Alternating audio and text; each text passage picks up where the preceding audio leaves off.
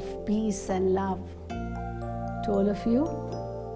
And in the Brahma Kumaris, we say Om Shanti. I am a peaceful being.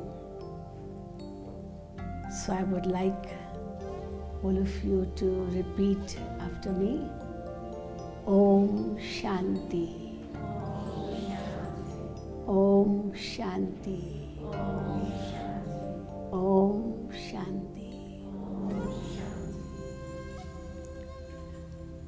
I am a being of peace and love. I'm very delighted to be here in South Africa, here in the midst of this august gathering. As all of you have gathered here to have that feeling of love, the wisdom of love. Love is a very great power. Today people talk a lot about power, but there could be no higher and better power than love. People talk about money power, manpower, machine power, muscle power, They talk about so many different types of powers, weapon power, whatnot.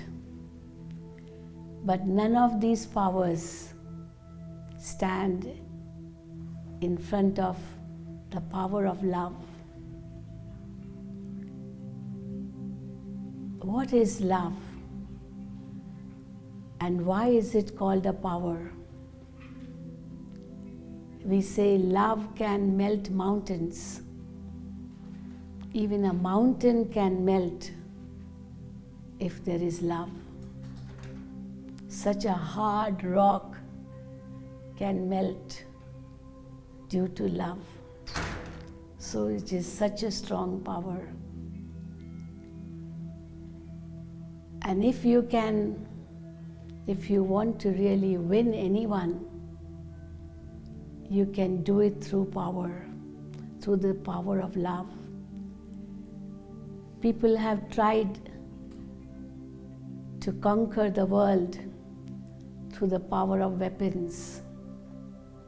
We know of Alexander the Great. He wanted to conquer the whole world with his power of weapons.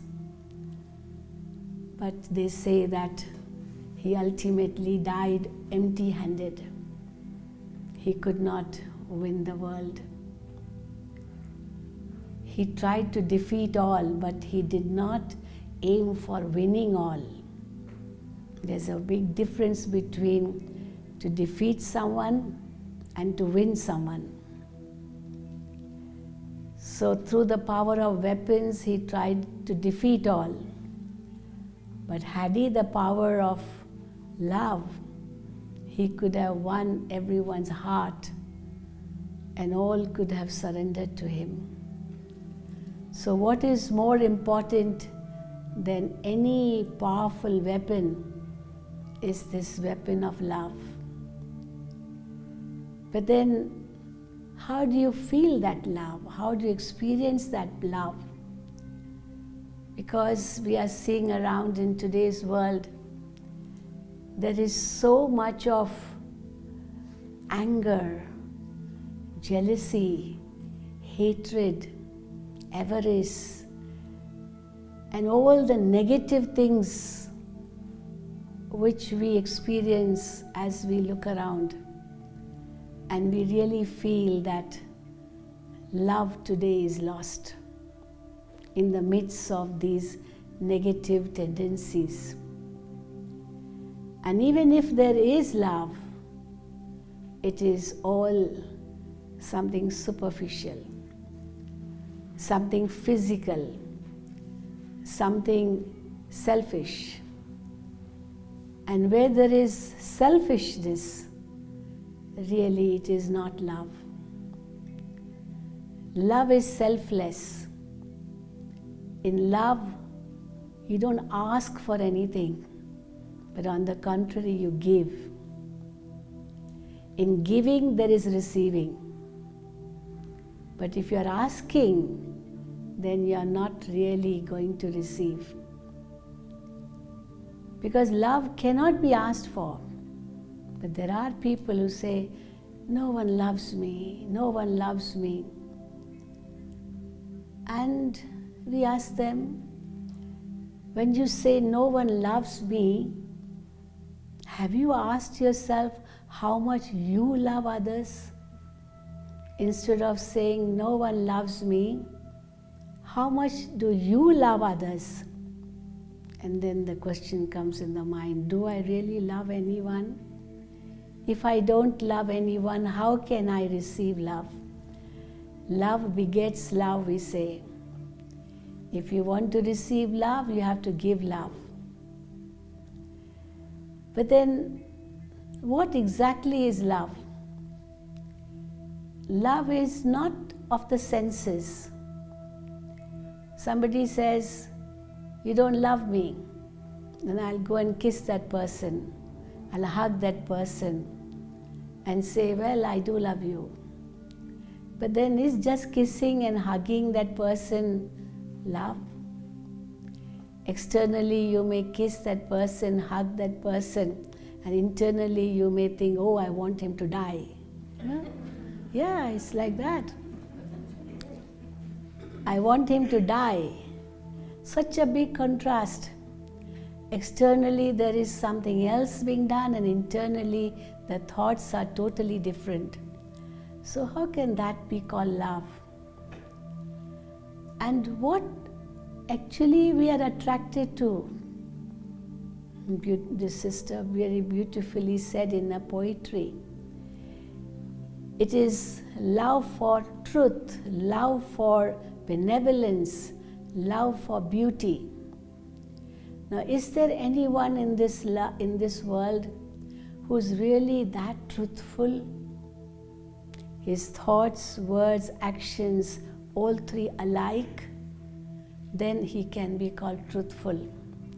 If thoughts are something different, words are different, actions are totally different, then that one is not truthful. So, truth, we say, the greatest truth of all is God Himself. God is truth, we say. So what does truth mean? We all love truth. If someone is speaking lies, we don't like it. And we even get upset, we get angry, and we say, why don't you tell the truth? Tell the truth. So truth has really two meanings. One meaning of truth is that whatever happened, you say it exactly in the same way. When you are mentioning it, you say it exactly in the way you saw it or in the way you did it. And you say this is truth. But then there is a very deep meaning of truth. Truth is that which is eternal. Truth is that which is everlasting. Truth is that which is never created. Truth is that which never gets destroyed. And that's why we say God is truth. So when we understand truth to that level, in the same way we can understand love to that level. Love is not superficial. Love is not external. Love is not temporary. Love is eternal. Love, it cannot be created, it always exists. Love can never be destroyed, because true love is not just for the body, but true love is for the soul. True love is for values. True love is for the specialities of each one. We love a small child, a beautiful child, however the child may be, but we love a child, we love a flower, we love nature. Why do we love it? It's not just loving in a physical way. You can't kiss nature, you can't hug nature, but you love nature, don't you? So it's not something physical. We see the goodness of that one and then we have love for it, for whoever it may be, whomever it may be. And when we understand love in this way, the first step towards love is love for the self. Love for the self. And what do I mean when I say love for the self? Love for the self doesn't mean love for the body. And love for the body would really mean just taking all the time to have good dresses, to eat the best food, to do some makeup on the face, to look beautiful, and you say, I love myself. But real love is very subtle. When I say love for the self means first we have to understand who is the self. The self is something which is eternal, immortal, imperishable, indivisible, and invisible. And it's love for that one. Love for the one which cannot be created, and that is a soul. So love for the soul. And when I say love for the soul, I mean love for the goodness of the soul, the virtues of the soul, the qualities of the soul. And love is a very, very special quality of every soul. So no one can ever complain and say that no one loves me. Or no one can say that I don't know what love is. Because each soul is an embodiment of love. But then how do we share that love? We share that love through our thoughts. We share that love through our feelings. We share that love through our emotions. So thoughts, feelings, emotions, this is a subtle part of the self. That is the being part of the self. The physical part, the human part, which is humus. This is loving the body. It is like loving mud. This body which is made up of 5 elements. If you are just loving that, then it is like loving a dead body. The one who doesn't have any consciousness. So if it's just love for the body, it's just loving matter, that's all. And matter is something which is insentient. It is not conscient. And to love matter is just like loving mud, if the consciousness is not there. So the real consciousness, the real sentiency in the self is my thoughts, my feelings, my emotions, my vision, and we say that's what I am. So when I'm loving myself, I should be loving my thoughts. But if I'm creating negative thoughts, how can I love myself? I'll begin to hate myself. In this world, there are 4 types of attitudes. So one attitude is, I hate myself and I hate everyone in the world. I hate everyone, but also I hate myself. And why am I hating myself and hating the whole world? Because I see just the defects of everyone. This one is bad, that one is bad, he's very bad, he's worse, he's this, he's that. So we are talking only about the defects or the weaknesses of others, and we immediately repel. We repel a person whose defects or weaknesses I see. And if I'm seeing my own weaknesses too, then I begin to hate myself as well. So love is equal to values. Love is equal to goodness. And if I don't see that, then I begin to hate myself as well as others. But the second attitude is, when I'm loving myself a lot, You know, people boast a lot about themselves. I am this, I am that, I. Whole day they talk about themselves only. They keep praising themselves only. But when it comes to others, they are abusing others, hating others, pointing out their defects. And this shows that this is not really love, this is ego. So there's a big difference between love and ego. Love is pure, but ego is very impure. So if I just love myself and no one else, it means it is ego in me. It is jealousy in me. It is hatred in me. So that's not love at all. Then there are the third type of people. Their attitude is, I am bad and everyone else is good. And I'm praising everyone except myself. I think I have no goodness in me. I have no good qualities in me. I'm very bad. But that one, very good. That one, very good. This one, very good. But I'm no good. And the fourth is, I am good, you are good, you are good, you are good, you are good, everyone is good.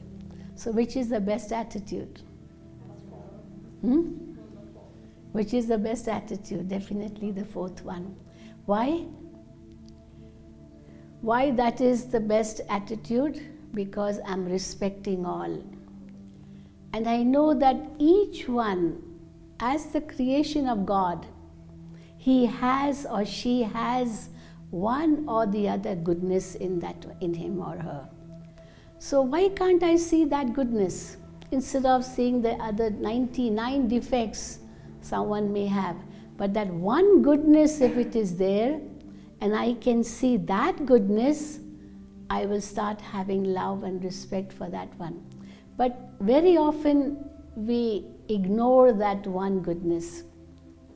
And it could be the other way around. There are 99 good points in that one, just one defect. But we still hate that person because of that one defect and not see those 99 points of goodness. Because we are so used to seeing negativity. It's just like you can fall so easily. You can fall so easily, but it is very difficult to rise. So we see negativity so easily. We can't see the positivity of someone easily. I remember when I was in college, we learned psychology. And in that period of psychology, our professor, our teacher, brought a big white sheet of paper and put a blot of ink in the middle of the paper. And that blot of ink was hardly 5%. And the rest, 95%, was white paper. And he very, vaguely questioned, what is this? What is this? And what must have been the reply? 90% or 95% of the students said, this is a block of ink. And only 5% said, this is white paper. So what was the result? 95% people, they saw that ink, that blot of ink, and only 5% saw the white paper, which was 95%, and just 5% was that blot of ink. So see the difference? So this is the greatest weakness of ours, that we hardly talk about the good things. I was just sharing, in the earlier days we used to say, no news is good news. No news is good news. And now it is reverse. Good news is no news. Good news is no news. Because all the time we think, we read, we hear just bad news. And because of that, we also have become so negative. And because of that negativity, we have forgotten love for humanity, love for the self, love for God.